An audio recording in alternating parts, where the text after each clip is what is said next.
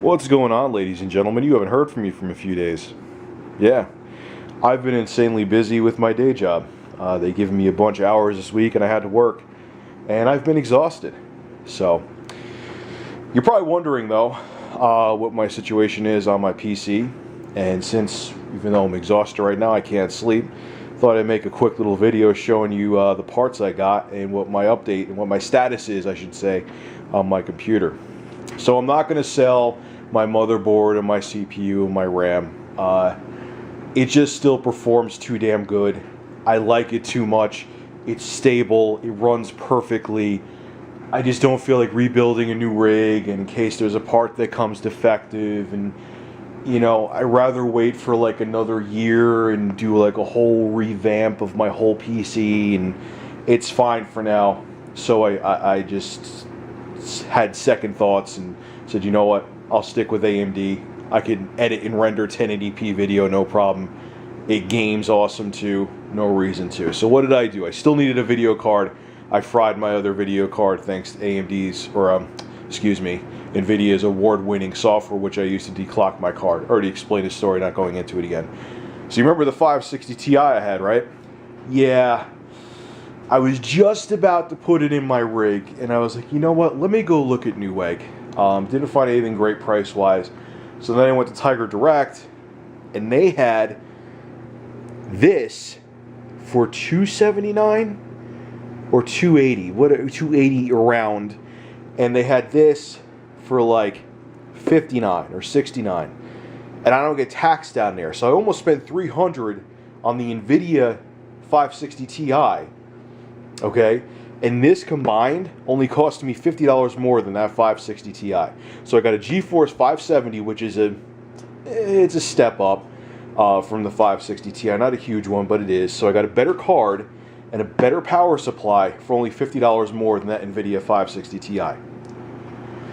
Can you beat that? I don't think so. Anyway, you know what I love about this though? This is the Ultra. I got an Ultra power supply, 750 watts. The cool thing is that on the 12-volt rail, 68 amps. So this thing will have plenty of juice to it.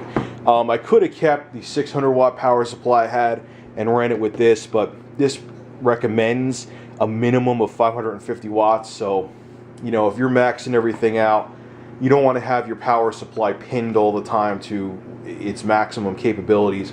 You'll end up frying it out or cooking it. If I'm using the wrong words tonight, don't mind me, I'm tired. So, am I seeing a boost in performance with this? Yeah, kind of. I'm seeing with Battlefield 3, I tried on my 1080p TV, had hooked up HDMI, ultra settings across the board, and it usually stays between 45 to 55 frames per second. I know it's kind of fluctuates, but it's usually around there. But it never drops below 30. With the 560 Ti that I had, it stayed around low 40s, upper 30s. It stayed there all the time, except there was a couple times it would drop below 30. So I'm seeing moderate boost in performance.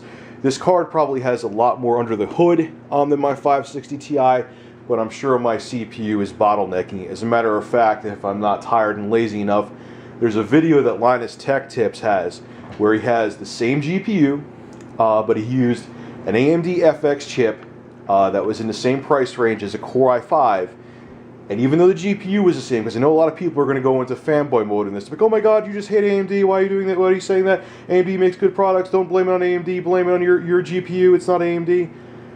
Had the same GPU, just had a different processor, and all the games that he compared ran better with the i5, substantially better. The only game that didn't, which you're going to watch it anyway, is Metro 2033. Got 2 frames more a second with the AMD FX chip than the i5. So if I remember, check out the video below. I'll try to. So yes, processors, even though the GPU is the most important thing, processors still make a difference with gaming performance. And unfortunately, even though this is a step up from the 560 Ti, I'm sure that my quad-core AMD Phenom 2 970 is a bottleneck. I'm positive that it's a bottleneck, but whatever. For the same price, I got a better card and maybe in the future, if I upgrade to a better processor, I'll be able to take advantage of what's really, what this card can really do. So that's what I got there.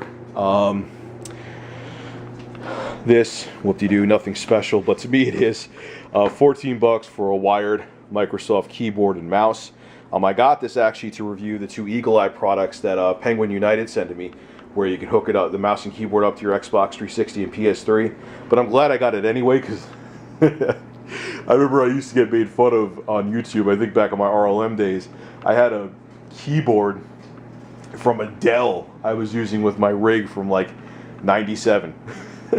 It was like stained and just, yeah, that was embarrassing. So at least after, you know, I'm done reviewing this, I'll have a fresh mouse and keyboard. By the way, I was supposed to start reviewing. I was going to pull like an all-nighter last night and really review the crap out of these, but like I said, I found out I had to work today, and I couldn't. I needed sleep. I needed to go to work. I need money to pay bills. So this week, I'm going to start tomorrow, or maybe even tonight if I'm awake enough, which I'm not. And I'm going to crack these open and start testing them out and see how it works with games like Call of Duty, Resistance 3, maybe Battlefield. Just first-person shooter games in general for both the PS3 and 360. I'll see how these handle. Hear very good things. I'm excited to try them. And I really want to thoroughly use them, find out all their flaws, find out all their features. I know there's a lot of people that do it, especially indie reviewers, because they're trying to make connections. I like really reviewing a product and giving my honest feedback on it. And no matter who I get the product from, you know, because to me, to just try to endorse something, it isn't worth it. I like being honest, I like being thorough, and make sure I know what I'm talking about when I review something. I'm not perfect, but I try as hard as I can to give the best review I can. Anyway, guys, so I'm going to be working on this tomorrow. I'm hoping by midweek to have this up, but I want to make sure I feel 100% comfortable and know these two Eagle Eye keyboard and mouse adapters for the consoles inside and out before I give a review. But there will be a review up definitely this week sometime, so stay tuned for that. And I just wanted to give you a quick update. Actually, this isn't a quick video, but give you an update on my rig and show you where my PC rig stood. So anyway, new videos coming up this week, guys. News stories are going to be up every day, business as usual. I'll have more time this week. This is Rich of Review Tech USA, signing out. Now I'm going to